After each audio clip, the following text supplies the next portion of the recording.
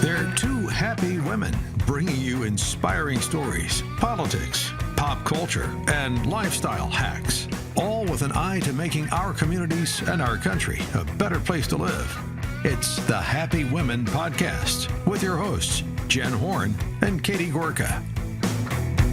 Thanks for joining us and welcome to another episode of the Happy Women Podcast. I'm Jennifer Horn. And I'm Katie Gorka. I don't even know what number we're on anymore, but I feel like the news cycle has been there's been so much. I feel like there has been so many topics that we've already covered on Happy Women, Katie. And today it's another example of that. And the new nominee for the Democrat Party, Kamala Harris, has picked her running mate, her vice presidential pick. And she had a long list. It was interesting. She had about 6 people on the list. Mayor Pete, she had Gretchen Whitmer, she had the governor of North Carolina, who I thought it was funny, kind of backed out on his own. Then it sort of dwindled down to 3, and we thought it was either going to be Senator Mark Kelly from Arizona or Pennsylvania Governor Josh Shapiro or Minnesota Governor Tim Walz. A lot of people, I think, including our colleague Hugh Hewitt, was sure it was going to be Josh Shapiro because he would have brought her the ability to get Pennsylvania because he is a very popular governor. And he's a little bit more moderate, I guess we could say, than Tim Walz, but he's out. Tim Walz is in. And it seems that these two have a lot in common when it comes to progressive ideology. And a lot of folks are saying that this is the most progressive presidential ticket that we have ever seen in this country. I think it's the socialist dream team. I mean, and he's even, there's this funny quote going around about what is one person's socialism is another person's neighborliness. I mean, what a ridiculous quote that is. But yeah, I mean, in some ways, though, I think it's good news for us because they've taken off the mask. This is a really radical pair. And it's time for Democrats in this country to wake up and recognize this is not your father's Democratic Party anymore. This is not even the Democratic Party of the 1990s. They've gone over the edge with this. They've gone over the precipice.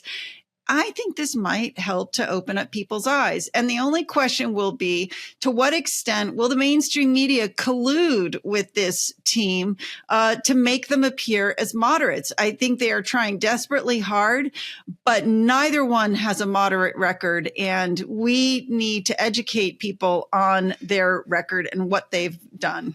And what their future vision of America is. I mean, clearly, these are people who are willing to throw out the American worker for green energy. These are open border candidates, both of them. These are people who are very socially liberal as well.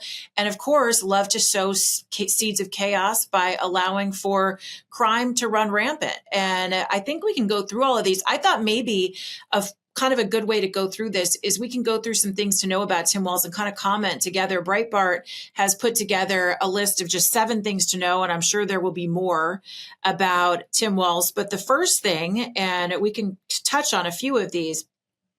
Well, and while you're looking for that, I'll just mention, I thank my friends at the Center for the American Experiment for forwarding me a list of articles. They have done great work in the cause for freedom in the great state of Minnesota. And they forward a whole series of articles where they brought up parts of his record as well. One of them making the case, this was A Tale of Two Tims, published originally in the American Experiment, where he tracks how Walz really portrayed himself as a moderate when he was campaigning. And then once he was elected, he went full radical. And this Sound familiar? Yeah, right. And Kamala, Biden, everybody. 2 points in particular. Early on, he instituted a 70% increase in the gas tax in Minnesota. And the second was a 50% renewable energy mandate. And he is saying that he wants Minnesota to be 100% carbon free by 2050. And that is obviously along the same lines with Kamala Harris, who is a co-sponsor of the Green New Deal. And you wonder how that plays with the people in Pennsylvania, with the people in Ohio that are not part of that world. They don't have a future in that world that Kamala Harris and Tim Walz want to create. Now, number one item in Breitbart, and this is in no particular order, and we'll talk about the George Floyd riots and all of that, but apparently a June report from Minnesota's legislative auditor found that Walz's administration failed miserably in its duty, this is quoting now, to properly oversee millions of federal dollars it administered to nonprofits to feed children. The report said that Walz's alleged incompetence created opportunities for fraud. The report highlighted several ways in which the Walz administration failed to rein in the fraud, undercutting the governor's longstanding claims that his agency staff deserve credit, not criticism, for the efforts to catch and stop it. And what I think is interesting about this is that it shows that there is a lack of ability to lead, right? We have someone who has these programs that are supposed to help kids, our most vulnerable, but they're being mismanaged. This is very consistent to Kamala Harris. And Katie, when we talked about last week Kamala Harris's record, one of the things that has followed her is that she's very difficult to work with. She had a huge turnover rate in her office as vice president. And in her time as prosecutor in San Francisco, she was mismanaging that office all day long. So if these are the two candidates, who is actually going to be in charge? Who's going to be the one who's going to provide leadership? It seems both of them struggle with this. And I think this is an important point, especially on the spending and corruption issue at a time when a growing number of Americans are deeply concerned about our nation's indebtedness, Right. And our failure to rein in the budget. So do we really want to bring in two people who are avowedly tax and spend radical progressives? I don't think so. Yeah, especially when they aren't keeping those funds accountable. Now, this is something you and I talked about before we started recording, and I know this is a big one for you. Walz signed legislation to allow minors to get sex change operations in Minnesota. He signed a bill to require schools to stock period products in the boys' bathroom. Again, it shows you his heart. And these are kinds of the same qualities that Kamala Harris had created in California. And I think the country needs to ask itself, do we want to California the rest of the nation? Well, and I think parents are already saying they do not. We've had more and more stories come out, heartbreaking stories about parents who've been separated from their kids by states that think they have a greater right than parents to control the upbringing of their children. And I think parents are speaking. And again, here's what I'm grateful for. We have been seeing since about, I want to say mid to late 2020, from the sort of early days of the COVID shutdown, as parents woke up to what was being taught in their kids' classrooms, right? Because kids were at home and on computers. Parents have really mobilized. We've heard about the famous ones, Moms for Liberty, Moms for America. But what I saw in my time at the Heritage Foundation, there are thousands of groups all over the country because they do not like the fact that their kids have been put on the front line of this culture war. Here you have two of the leaders of that culture war. And I think parents will not accept this. And as long as we keep talking about this and parents know that this is the kind of leaders they are, I think they will vote against it. And, that became such a huge issue in your state. When Biden was the candidate, President Trump was tied essentially with him in Virginia, in your home state. Makes you wonder if that kind of ideology is going to really help Kamala Harris at all. And in many ways, I think it'll hurt her in a state like Virginia, where Glenn Youngkin made that his top campaign issue. Yeah, no, I think it's going to hurt them all over. And I think this is a really important detail. So, what I see from my perspective here in Virginia is young parents of kids oftentimes are not engaged politically. They don't have the bandwidth to be engaged, right? It is really absorbing, to be like taking care of young kids and having a job at the same time. So the fact that so many parents have been mobilized to get involved politically because of the radicalism in the schools, because of radicalism by leaders like Walz, I think it's going to turn out to be a really decisive factor. Yeah. I think actually this is probably the best pick she could have made. If you're a Republican, if you're a Trump supporter, this might be the best one, but we'll see. I think you're right. I don't want to get optimistic yet, but this is the big one. Okay, so on Breitbart's list, number 3, Walz allegedly failed to anticipate and react to the riots in Minneapolis after the death of George Floyd. Even the liberal mayor of Minneapolis, Jacob Frey, slammed his response to the riots. And I dug around with this earlier. There has been a huge kind of pass the buck game between Jacob Frey, the mayor of Minneapolis, and the governor, Tim Walz. Jacob Frey says that he, as the mayor, called when things started to get out of hand and asked the governor for the National Guard. And he said, well, I'll take it under advisement. I'll consider it. Would not want to bring in the National Guard. They would put out these messages saying the National Guard was standing by, but they were literally just standing by and watching as police precincts burned to the ground. Businesses were destroyed. Black communities were destroyed. And the governor sat by idly and didn't bring in the National Guard until it was really so far gone. And you could probably make the argument that by allowing that to erupt in Minnesota, that type of behavior and chaos spread across the country after the death of George Floyd. Yeah, so there was a very good documentary done about the death of George Floyd and the subsequent protests, and the whole story about that police precinct, which was overrun and destroyed by protesters, is really heartbreaking, where you have members of the police speaking out about what had happened and saying it was an unbelievable sign of weakness to give up that police station. They never should have done it. That's you just think about what's happening in the world right now, how, really we are on the precipice of some potentially major conflagrations because of what, Hezbollah is doing, what Iran is doing, what China could potentially do. And you want to tell me that we're going to have someone like a Walz in power, a Walz-Harris ticket, like, really, we're going to see them sitting across the table from Putin or Xi and telling them no? It's a terrifying thought. No way. Yeah, it is terrifying. And this is the thing with Kamala Harris, too. She also got involved with George Floyd. She was bailing people out that were actually arrested. The few people that were arrested, she was bailing them out. It's just these two seem like two peas in a pod, unfortunately, for us as a country.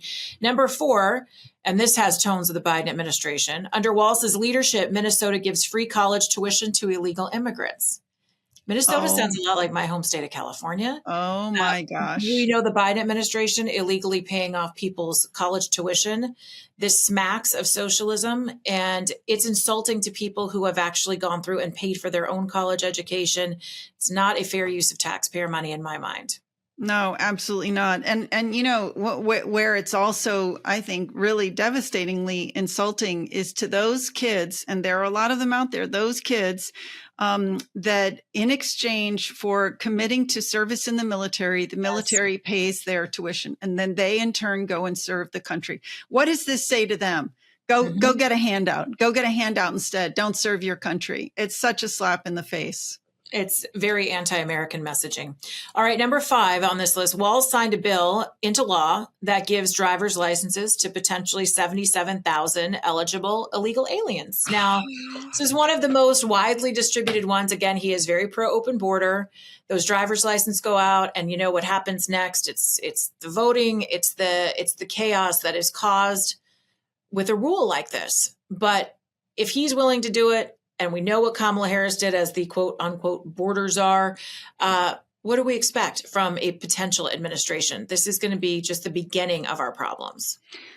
And I'm going to say on this issue as well, many, many Americans are keenly aware of the threat to election security from illegal voters. We're seeing this all over the place. This is a hot issue here in Virginia. We know we have documented proof that illegals, not only that illegals are getting onto the voter rolls, because actually our state electoral board removes some of them. So we know for a fact that they're getting on, but not only that, we know that they have voted. Yeah. And we have proof of that too. So the thing is, many people are really concerned about this. So to have someone take a position that they support this, I think is going to bring about a tremendous backlash.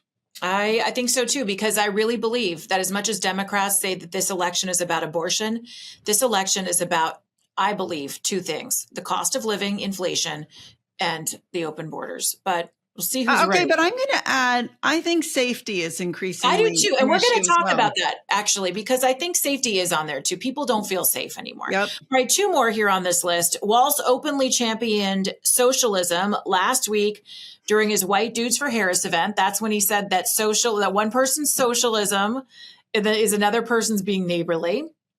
And finally, Walz was also a radical member of the House of Representatives, with Heritage Action giving him a lifetime score of 13%. So there you have it. Those are just a few of the things that Breitbart at least put together after this big announcement about Tim Walz. I think most of us know him, though, for his very poor leadership during 2020 and all of the tumultuous times that this country faced. And had we had a strong leader like he would like to be for the country, maybe it wouldn't have been so bad. Okay, so I just want to add this, because I think for people like you and me, and people like many of the people who listen to us and listen to our podcast. Thank you, by the way. This is just reasonable for us. Like, we know these things. We do the research. We know it's true.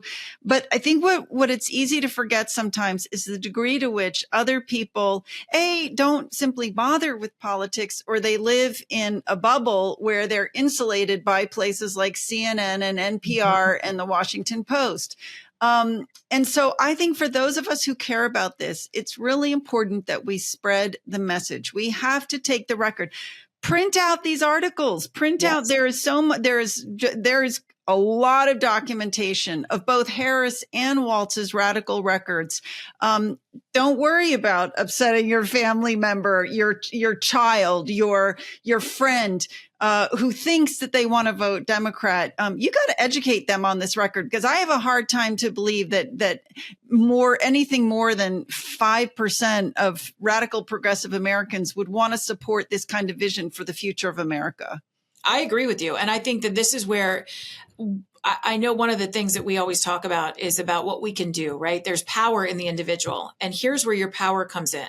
If you need some inspiration, you have the ability to spread truth. You have the ability to tell people, to correct a record that the mainstream news media is going to intentionally leave out.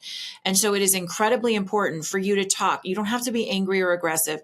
Talk to your family, your friends, and this is the time. Take those articles on Tim Walz's record, on Kamala Harris's record, and get on social media and post, because this is how people might get a glimpse of the truth. Because we've seen what the mainstream media has done with Kamala. They've lifted her up like she is a warrior, like she is a Wonder Woman coming to save our country. And so it is important that we take all of our opportunities to try to impact even one person with the information that we can spread around. So it's important. Absolutely. Now, you wanted to talk about safety. I know you've been putting out some information for the GOP for Fairfax County and Virginia as the chairwoman there for the party. Safety is a huge issue. I mentioned the border and I mentioned inflation. I do believe safety is right there, especially in bigger cities. People are constantly feeling like they are having to look over their shoulder. I don't remember a time in Los Angeles where I've lived where I feel less safe, I think. And I've grown up here my whole life. So take us through what you've learned. I know you were personally impacted by one of these stories. Yeah. So the reason I wanted to talk about this is because I send out a weekly letter to our Fairfax GOP members.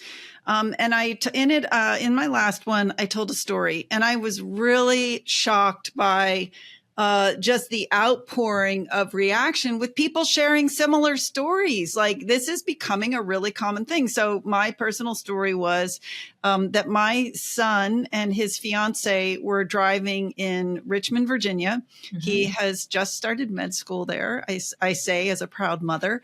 And they were driving along and they got absolutely smacked in their car. They got sideswiped by a car that was chasing an ambulance.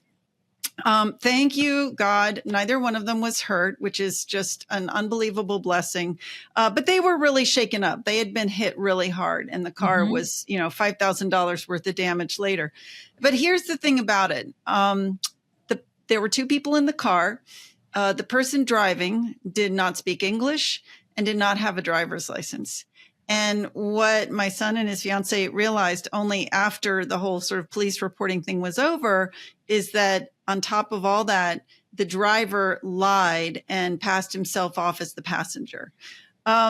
So here's what's so interesting about it. So aside from all the obvious frustration that this should even go on, but I have been shocked by the number of people that responded to my letter telling me similar stories. It is just incredible.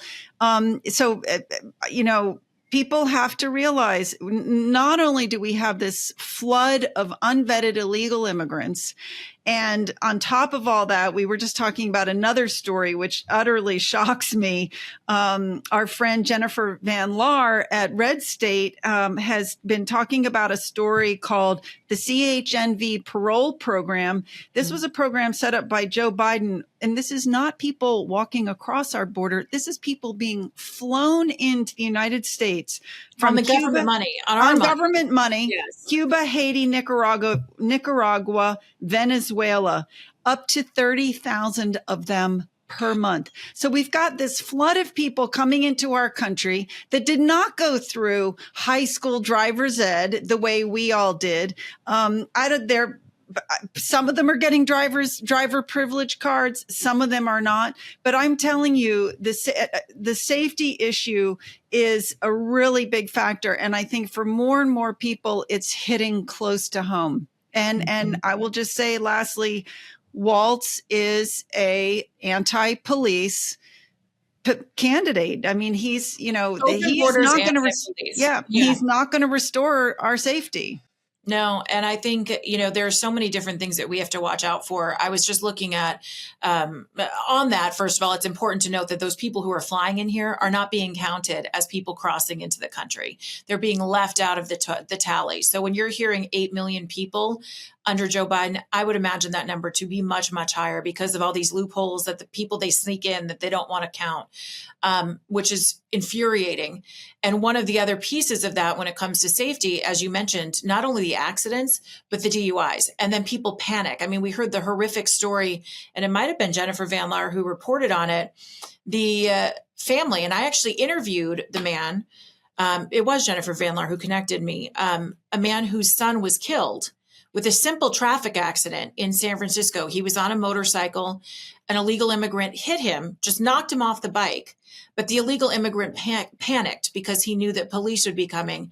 And in his effort to get away, he backed over the boy 3 times, killing him. This man's son would not have been dead had the illegal immigrant not panicked in an effort to get away from police and was run over and killed. Now, from the DUIs to all of the traffic accidents, this is one of the threats of having an open border. In Los Angeles, where I live, one of the other big problems is maybe not so much a threat to public safety, but it is violating all of the robberies and burglaries that are going on in California, from smash and grabs into stores, people breaking into people's houses. We actually had a story last week of a criminal who left behind a note that said, "Sorry, I'm not coming back. I'm no threat to you. I just needed drug money," and left a Post-it note at a store that they robbed. And so I was reading a story today, and actually John Solomon, who I like very much, was talking about this because inflation is up so much.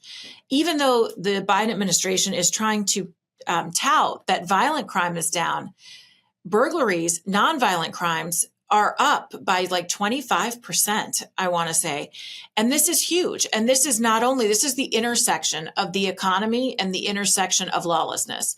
And that allows people to think that they can walk in and steal what they need. People are actually hurting economically, probably in some cases. They're feeling desperate and they think there is no law and order anymore. So they go in and take what they need. And this is the problem when you have a multitude of issues with this ideology that's been presented by the Biden administration and will be continued by the Harris administration. It's the intersection of all these problems coming together and creating nothing but a sense of people not being able to feel safe in their house or in their businesses or on their way to work. But it's also the fact that we are having problems economically. You've got the illegal immigrants in here. Everything is coming together to show the situation that we're in. And we have to ask ourselves if we can handle 4 more years of that. And my answer is no. I don't want to handle 4 more minutes of this. No, absolutely. And, on that note, I just want to say I caught a great interview the other day with John Lott who does such a good job of tracking crime in general, but he did a really, and I was thinking we need to have him on the show to talk about this. He did a really interesting explanation of how, in fact, violent crime is up in spite of the Biden administration showing statistics that it's down. And one of the reasons that it's up is because they are not prosecuting violent crime to the same degree. They're not reporting violent crime to the same degree. So again, I think this is one of those cases where people are being deceived. I think the media is colluding in presenting a false picture to the American people. And the best thing any of us can do who care about our country, who care about the future of our country, is educate our friends and family and neighbors about the truth of what's going on. And also know you're not crazy, because we all know what we feel, but this administration and the news media, they gaslight us into thinking that there's no problem when we know that we feel that there's a problem. Amen to that. All right, let's have some fun. Yeah. Because we like to talk about culture. And sadly, the news has been so huge lately. We haven't even been able to have a lot of fun. But you actually went to the movies. Now, are you a popcorn girl? Do you get some popcorn when you go to the movies? Oh, gosh. Ever since I did PhD weight loss, I don't get popcorn and I miss it. Popcorn at the movies is a good thing. But I know, agree. PhD, you know what? I applaud your strength. But when you walk in the movie, you're like, oh, my gosh, I got to get it. Now, you saw Twisters, which I've been really wanting to see. How was it? I thought it was really fun. Now, to be fair, I have to tell you that the original Twister is one of my all-time favorite movies, which might sound shocking, but it's really a great, great movie. And if you go back and look at it, absolutely incredible cast. So I think you also want to be a weather girl, I've learned, right? I was thinking about that. No, I really wanted to be a country and Western singer, but I love, really? Oh, that's so funny. But I will not sing for you because God did not make me a singer. No, I just love, I don't know why. I just think weather is fascinating. Okay. So I love anything that's about weather, right? You got to come up with a cool weather lady name for you, like Stormy Plains or I don't know. Oh no, we always talk about like my icon, like when you get Netflix and you get to make your character, I'm always Ice Storm. That's I love that. Ice Storm. Very good. And that sounds tough and like kind of, exactly. Tough yet sexy. That's right. Definitely. So anyway, having said that Twister was one of my favorites, Twisters doesn't live up to the original. I will say that. But it's a really fun movie. I was really surprised because I am absolutely of the belief that Hollywood has just gone so deep into the woke cesspool. You almost cannot watch anything that comes out of there. So I was really surprised, that Twisters I thought it was really family friendly. I wouldn't take young kids because it's scary. I mean, it's got some real drama, danger in there, but there's only one sort of 10-second hat tip to climate alarmism, which they could have beaten. That. Yeah, they could have beaten a whole lot harder on that, and they didn't. It's pro relationship. It's fun. It's entertaining. I think the performances are really good. So I think it is safe for happy women to go see Twisters. Because the one thing I was worried about was the climate change stuff. I really thought they could have been so heavy handed with it. It's Hollywood. I thought this is going to be it. So now that you said it's only just a little bit, I'm in. And Glenn Powell is so cute. Oh my goodness. Yeah. The star. Very fun. Do they have the good soundtrack? Because the original Twister had a great soundtrack, as I recall. Oh gosh, that is such a good point. It does have a really good soundtrack, but it's interesting because it's a country and Western soundtrack. Yeah. Which I think is really interesting. And for me, it's been really interesting to watch because, I'm a Led Zeppelin girl. I grew up in the 70s really is when I was listening to music. And I love the old 70s rock and roll. I am not a country and Western listener, but my kids really like it. So I think country and Western has kind of come more into the mainstream. So in a way, it shouldn't surprise me that it's a country and Western soundtrack, but it's actually a really good soundtrack. I think it's funny that you wanted to be a country singer, but you don't really like the music. I know. Don't ask me to explain it. I can't. Did you like the outfits? That's kind of fun. Oh, interesting. Yeah. Because I always wanted to be Dolly Parton. Who doesn't? I mean, she can unite the country. We need Dolly Parton for president, maybe. No, you love her. Yes. I just love Dolly Parton. Yep. In fact, on that note, and then we will wrap. But I always keep an eye out on Dolly Parton stuff. And she's been doing more and more. You might have seen she has like the cake mix line now that has come out. Like, I don't know if it's through Betty Crocker, whoever, but she's got cake mixes and stuff. And then I saw she came out with the Chardonnay or wine. The other day, I saw that she has and this is the one product I'll get. I didn't get the wine. I didn't get the cake mix. She has a cast iron skillet that's for sale at Costco. That is a Dolly Parton skillet. And it's got a butterfly carved on the bottom of it. And I thought, all right, maybe this is going to be the Dolly product that I can get behind. Plus, she's got the book out. It's fun. I like that. And I wonder if a part of the proceeds go to support her literacy program. That's a huge initiative for her. She sends out free books to kids all over her state. And I love that program. I think that's so beautiful. I do too. I think it's a great thing. And Dolly's good. I think Dream Vacation, I think next year the happy women should go to Dollywood. Yes. You Sign want me to? up. Absolutely. I think we need to broadcast from there. Absolutely. We should get Dollywood. We should tell them we're going to come and we'll see if we can get her on. Let's get Dolly on the show. She's a happy woman. We love it. Oh, 100% she's a happy woman.